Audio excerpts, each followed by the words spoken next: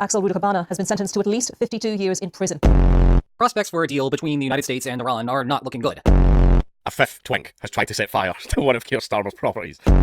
Why in the hell is one of my C-130s getting attacked by a weirdo with a hatchet? I got him right where I want him. Zara Sultana and Jeremy Corbyn held distinctly separate events last night. Said break an enemy blockade by blockading their blockade. Pattern of spikes in trades and financial markets ahead of public announcements by US President Donald Trump. 250,000 people could lose their job this year. Is Argentina going to invade the Falklands? Cuba is running out of time. Publicly maintaining perhaps the warmest relationship with Moscow. There's a new viral report that over this past weekend, Donald Trump demanded the nuclear codes, presumably to nuke Iran. He was so spectacularly fired out of a cannon by the Prime Minister.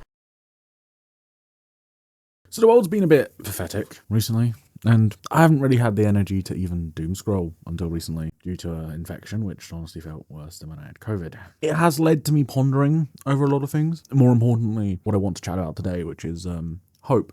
I see so many people commenting and discussing and saying that like this country and the world as a whole is just doomed, and it can get a bit tiring, is the best way to put it. And now don't get me wrong, despite me seeing some horrible stuff while researching to make videos for you, I genuinely do enjoy letting people know what's happening when it's really hard to look at everything and not just feel empty, like you're just overwhelmed, so your mind just shuts it all off. Now, feel free to call me crazy for saying this. After all, the Discord can ascertain that I am not a bastion of mental stability. But I do genuinely have hope for the future. I mean, the next decade at least is going to suck, but we are heading in the right direction. This country's politics are now actually changing.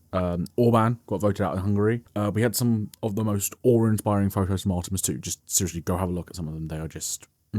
rape and murder rates in the UK are at an all-time low, while conviction rates for those are up. A couple of high schoolers in Texas figured out how to cheaply remove microplastics from water. The UK had like several weeks last year that we ran entirely on renewables, and it's just the cheaper way to go now. It's just cheaper to go through with the green transition than to go back to fossil fuels. We've passed the tipping point. The one that floored me the most, and I'm surprised it's actually happening, is they've begun trialling this medical treatment, which for now is only being used for glaucomas because the eye is like really isolated and it's the best place to test it. But the actual treatment itself, once approved for other places to be used in human trials, can reverse aging. It reverses the effects of aging on the cells. That is an entire box of philosophical thought to unpack some other day.